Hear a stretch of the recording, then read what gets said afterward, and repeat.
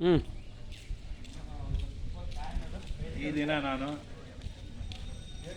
ಹರಿಹರದ ಸುಪ್ರಸಿದ್ಧ ಮತ್ತು ಐತಿಹಾಸಿಕ ಹರಿಹರೇಶ್ವರ ದೇವಸ್ಥಾನಕ್ಕೆ ಬಂದು ಹರಿಹರೇಶ್ವರನ ದರ್ಶನವನ್ನು ಪಡೆದನು.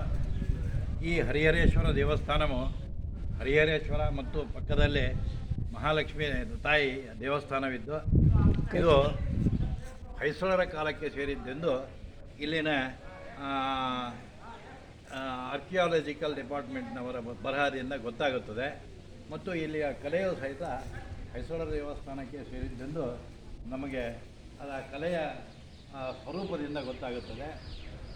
ಇಲ್ಲಿ ತುಂಗಭದ್ರಾ ನದಿಯ ತಟದಲ್ಲಿದ್ದು ಇದು ಅತ್ಯಂತ ಐತಿಹ್ಯವುಳ್ಳ ದೇವಸ್ಥಾನವಾಗಿದೆ. ಈ ದೇವಸ್ಥಾನಕ್ಕೆ ಸಾಕಷ್ಟು ಪ್ರವಾಸಿಗರು ಬರುತ್ತಾರೆ.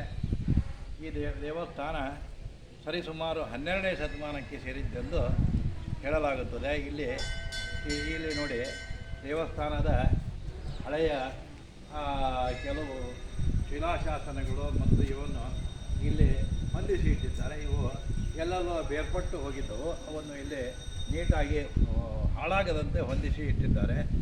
ಇದು ಅತ್ಯಂತ ಸುಂದರವಾದ ಪ್ರಾಂಗಣವನ್ನು ಹೊಂದಿದ್ದು ಇದು ಹರಿಹರೇಶ್ವರನ ಪುಣ್ಯ ಸಾನ್ನಿಧ್ಯ ಮತ್ತು ಅತ್ಯುತ್ತಮ ಕಲಾಕೃತಿಯ ಸಂಕೇತವಾಗಿದೆ.